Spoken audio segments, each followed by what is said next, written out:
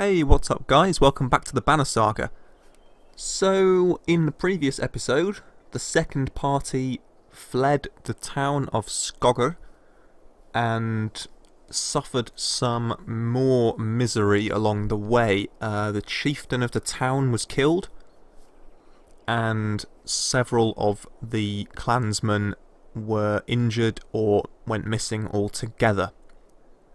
And we reached the Godstone Frostvellr and now continued on our journey, arriving at this village. So, before we carry on, we are going to do the usual sort of thing and just go around and see what we can do.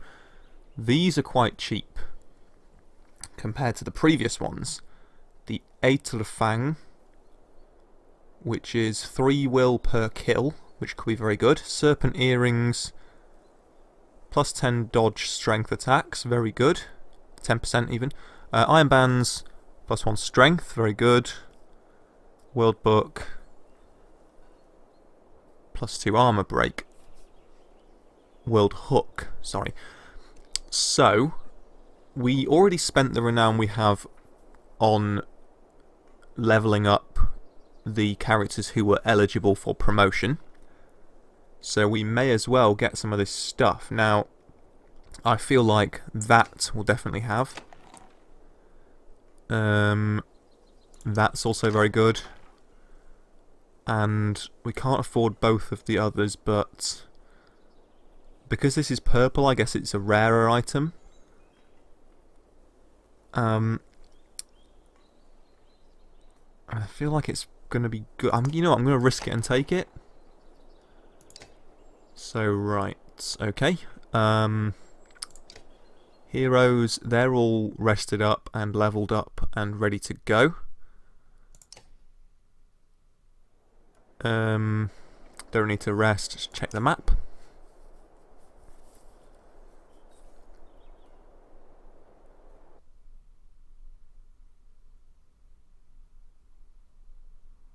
If I can remember where we were heading to.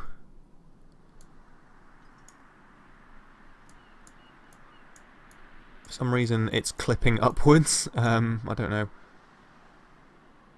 Frostvellr. That was where we were going. So yeah, we're somewhat of the way there, I guess. Bear with me 1 second. I think I know what the problem was there. Okay. Right, let's move on. Nothing else we can do here, I don't think. You're only just outside the village when 2 men in red approach. My name is Hogan, says one. Gesturing to the other, my brother is Mogan. Okay. Many from the village wish to join you to Frostvellr. A third man, exuding rage, charges up to the group. Shut your mouth, Hogan, he screams. What? What's going on? These bastards don't speak for us. They've been trying to divide the village since you got here. Uh-huh. True. You can keep whoever wants to stay and die. This guy looks cool. My instinct is to let him join us, because he looks so cool. The rest of us will go with the reasonable people of Saga. Man, that guy looks so badass.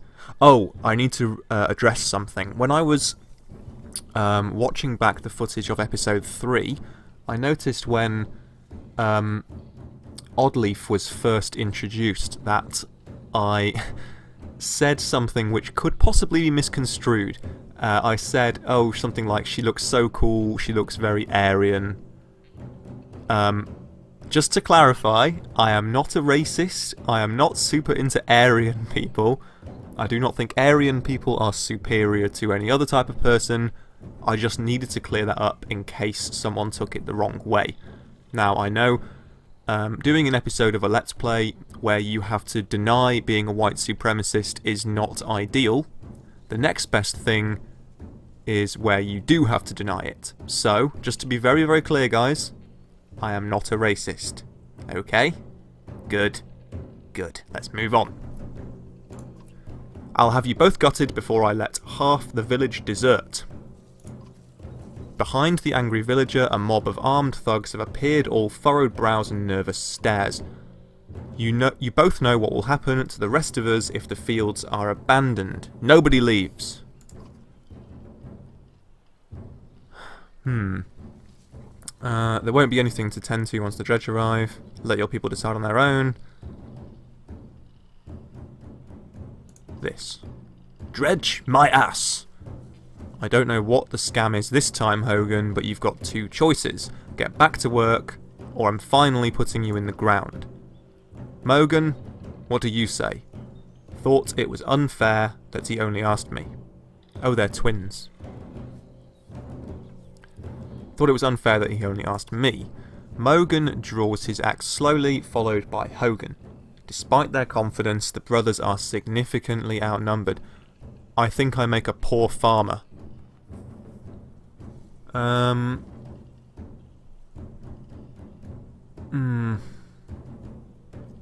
Side with the brothers. Ivor steps forward. The thugs hesitate. As you pull your axe, you notice that Alette is nowhere to be seen. Uh-oh. We're missing Alette. But we do have Hogan and Mogan. Let's put Hogan and Mogan in before Rook. Oh, Mogan has the scar and Hogan... Right, I get it. Okay, now, who is going to have the new stuff we have? Iron Band's +1 strength, we'll give that to Ivor.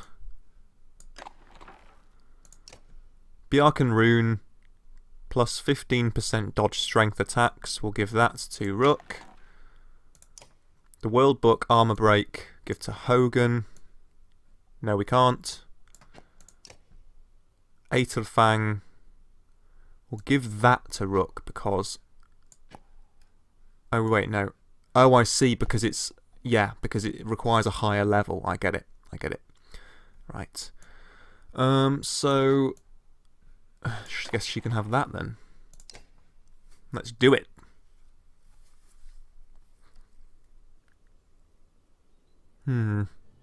Right. What's going on? Okay, we're pretty out... Is that Alette? No, that's just an archer. Right, we're pretty outnumbered. We've got 3 melee, 2 ranged.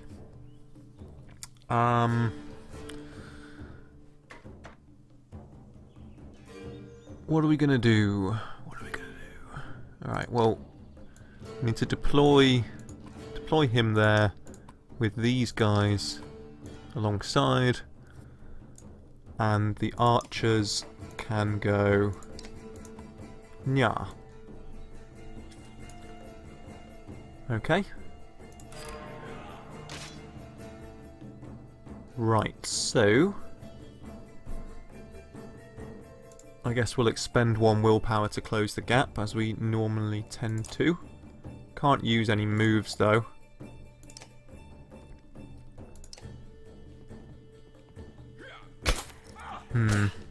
Right. Right, so...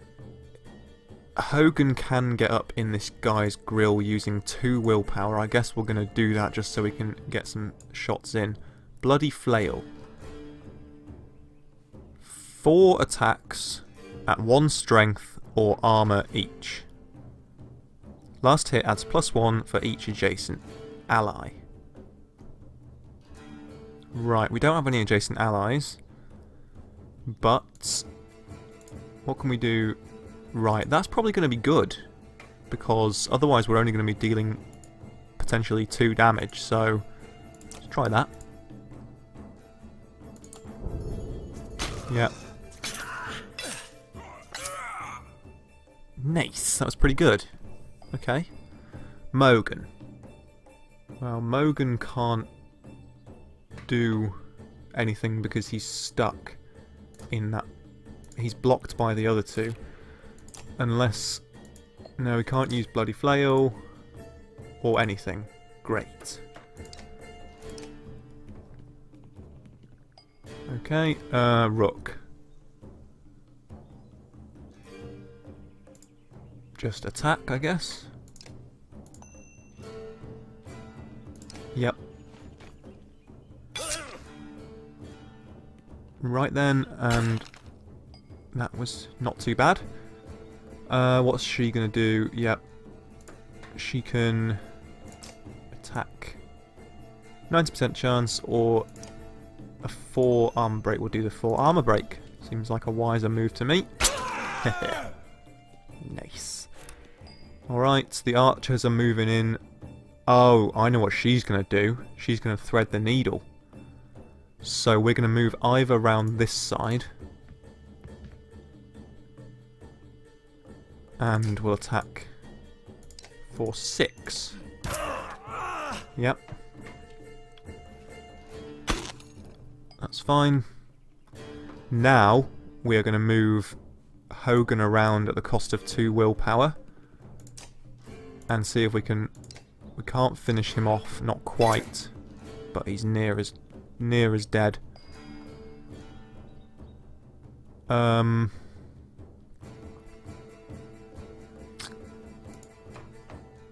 Let's see how much damage we can do. We could do Bloody Flail on him. Or we could finish this guy off. Let's be sensible.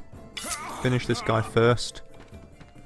They're now out of alignment for the threading the needle move from the archer, so that's something. If we move... move Rook up here and see if we can attack 7. Okay, we don't need to use... Yeah, finish this guy off. Goodbye. That's fine. And it's Oddleaf. Right, what can Oddleaf do? Can she get... So she can move 1, 2, 3, or possibly 4. That is not going to be helpful to us. She can get 2 diagonal spaces, so she isn't going to be able to attack this turn, so we may as well move her a bit closer. For now. Either.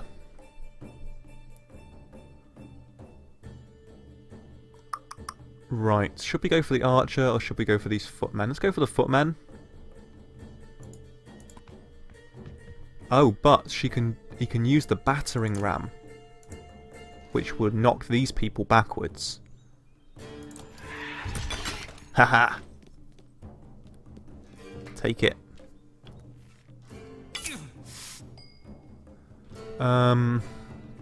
Hogan. What was his move again? Bloody Flail. Yeah, that was pretty good. So...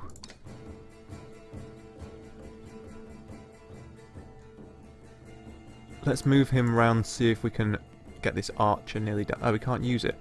Oh well. That was alright though. Oh man, I didn't realise how wounded he was. Mogan. He has 5 willpower, we can use 2 of them closing this gap. And then Bloody Flail. Or 4... Oh, we can finish her off. Let's finish her off. Yep. Oh dear. Okay. Hogan's down. Right. Get Rook in there. And... fire upon this chap. For 4 strength damage.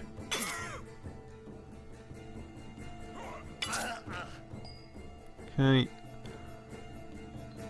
How much has she got? 4. We'll use 1.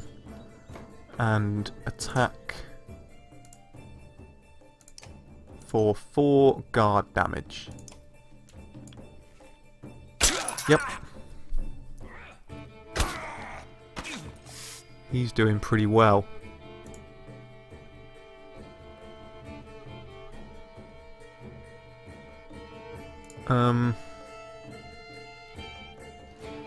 If I use battering ram, it's probably going to hit Mogan, so unless I can move... No, I can't. Okay. Let's move to this guy. Ah, we can finish him.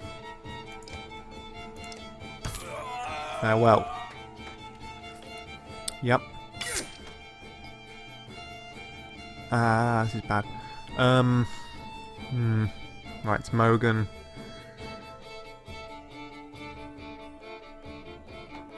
Who's left then? So we've got 2 footmen and 1 archer. 6 and 9, 9 and 9. Okay, we'll go for her. We'll use Bloody Flail. That was pretty good. That wasn't. He can hit her. But let's get him up closer as well. Oh, I could have used Mark Prey. Shit. Never mind, we can finish her. Good night, sweetheart. He's nearly dead. Get her in closer and use basic attack. Oh no, we'll use a guard break. Nice. Very nice. He's down. We should be okay though, I think. Feeling pretty confident about this one. 11. See ya. Pillage! Okay.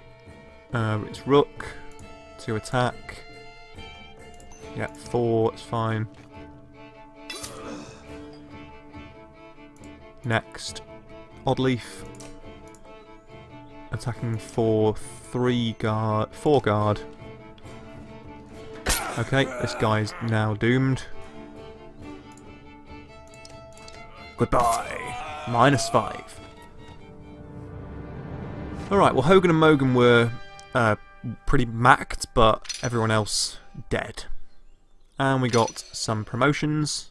Mogan, Rook, Ivor. So I'd say overall that was probably worth it. And we got 2 new characters. The brothers thank you with wide grins. Soon many of the villagers have joined your caravan. You scan around anxiously for Roulette, who had gone missing when the fighting began. Eventually you find her watching from afar. Hogan returns at that moment, introducing you to his son and wife. And you soon set out again. 165 clansmen, 22 fighters, 10 renown, 30 supplies. That's a nice boost, but I feel like we're getting too many clansmen, because they're going to start using up our supplies. Alette marches quietly alongside the caravan, a little distance since leaving the village. When you stop for a rest, Oddleaf approaches you both. Alette, I have something for you. Oddleaf has gathered up the long banner from the caravan and smiles warmly as she passes it to Alette. What's this about? I was hoping you'd sew up the banner with everything that has happened since we left Skogr.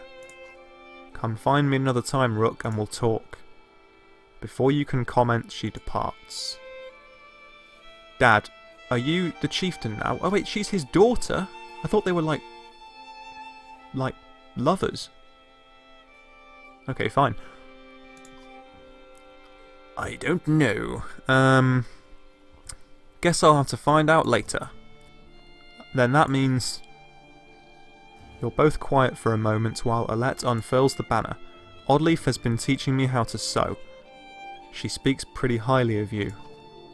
Can we read the part about Mom? You nod. On the banner has been sewn the story of the families who have lived in Skogr throughout the years, just as is done on every banner in every town.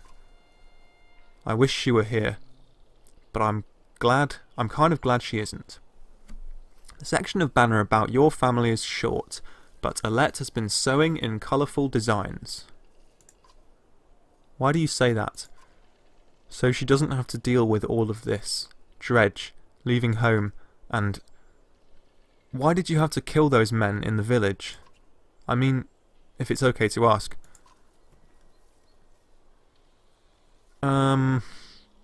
Right, so it looks like the decision I made has negatively affected my relationship with Alette.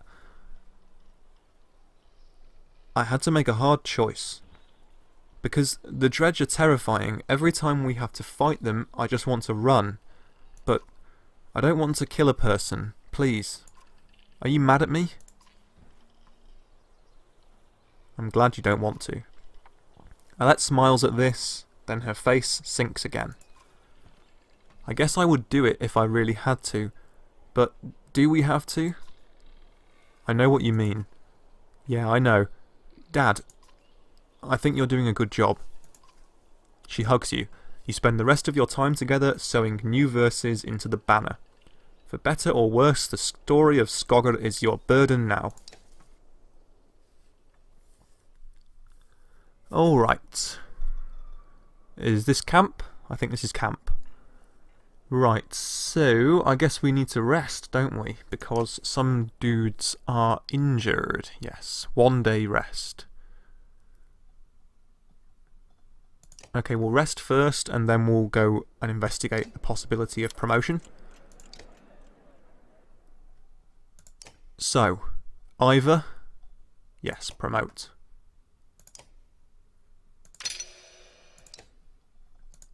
Hogan, no. Mogan can, Rook can, and Oddleaf can't. So we should be able to do both of them.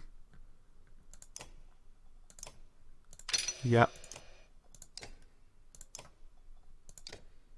Oh, it's 10. Okay, that leaves me with 1 renown. Nice. Okay then. And next up... training. What does training do again? Is that just practice mode or something, or does that give them experience? Oh no, yeah, this was just a practice mode. The training tent allows you to test your party against a team of clansmen of equal power. Training fights never injure your allies or grant renown, but they do let you test strategies in safety.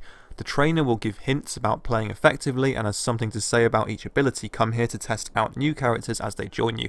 Tap end training to stop the battle at any time. Where's end training? Because I don't really want to do this. End training, there it is.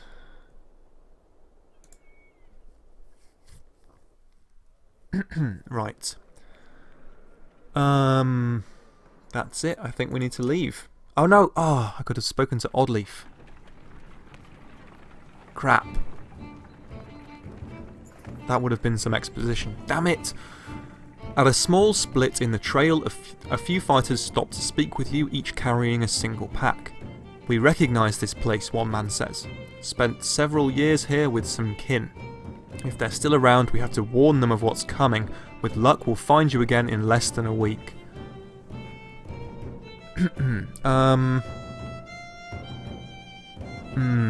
Well, I don't really want to part with supplies, but I feel like if I do, they're more likely to come back alive. You think you'll survive out there on your own? The men look at each other somberly before one says, "That's why we have to go.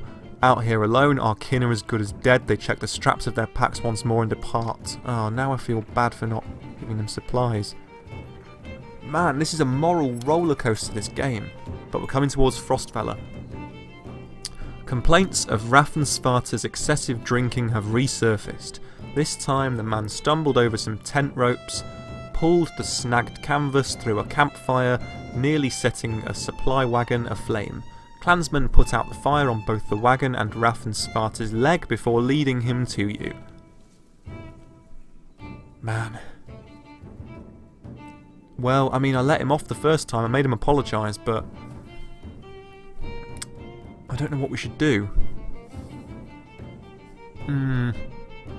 This man drinks nothing but water from now on. Raffensparta groggily agrees, slurring his way through promises to quit being such a nuisance. Many of the onlookers snort or roll their eyes but go back to their business. Somehow you doubt it'll be long before Raffensparta manages to find another drink, whether you'll allow it or not. I get the same feeling. Going into day 15. Dredge! Shouts a man from the back of the caravan. It's Raffensvater, the unabashed drunk, staggering toward you, looking not entirely sober. He screams again, pointing to trees in the distance. Fear races through the caravan as fighters pull their weapons. Scouts return with no sightings, and furious men surround Raffensvater. Right, this guy's taking a piss now. Banish the drunkard. Let your clansmen deliver justice. Ready yourself against Dredge just in case. Oh man. Right. There's no Dredge. I'm pretty sure of that. The guy's either tripping balls or he's just trying to be a nuisance. So if I banish him from the caravan, he's probably doomed. If I let the clansmen deliver justice, he's definitely doomed. If I ready myself against Dredge, that'll probably drop morale because it'll be a waste of time. Banish him. The man's meagre belongings and some food are thrown in a pile as everyone moves on. He's tied loosely to a tree. That's not very nice. You expect he'll break his bonds eventually once he sobers up. Please, I swear, he pleads to your back, finally realising his plight. Whether his Dredge were imagined or not, you don't expect to see him again. Farewell, man. Farewell. Okay, coming up towards Frostvellr now. Once a strong, thriving city, the walls of Frostvellr now just keep the howling winds at bay. With luck, they'll hold out against Dredge as well. So it's a walled city. That gives me some feeling of comfort, I guess.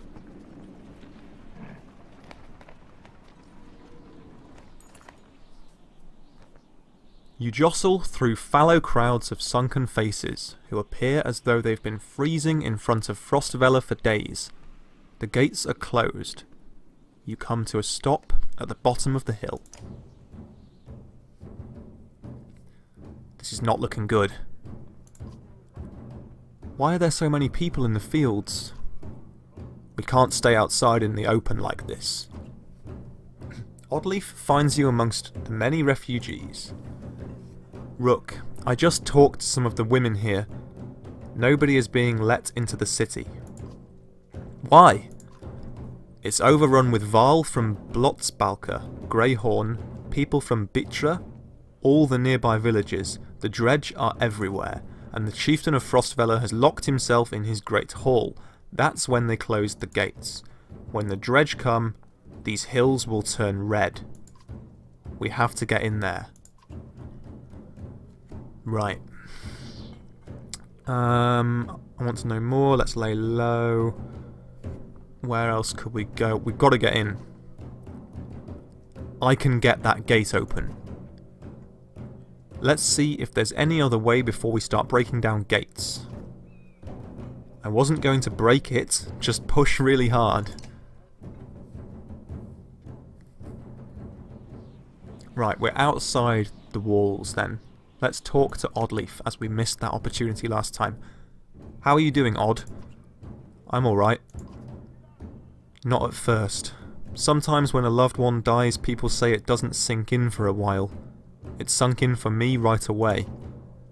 People tell me I'm a strong woman. I actually said that in the previous episode.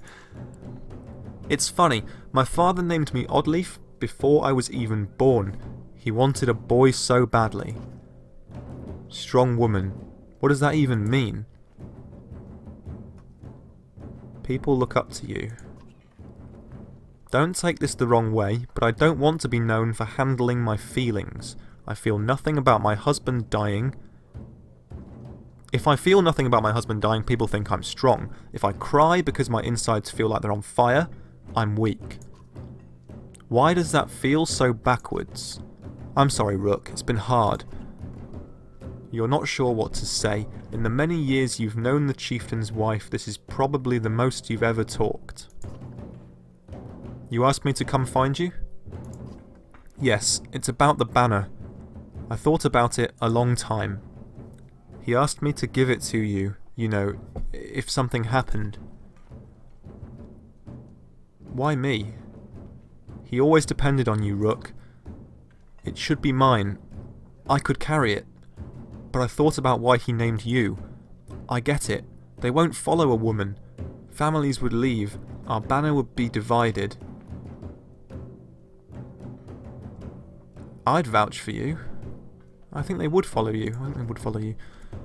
Come on, Rook. This isn't the time for pretend. It's not just about our small town. What happens the first time we need something from another clan? How will that go? And the first time someone thinks they can take advantage of us? I think this is what has to happen. Right. Yet another difficult choice here. She raises a very good point. If we have to trade with other clans or ask favours, they're unlikely to take her seriously as the leader because she's a woman. But she is also incredibly strong.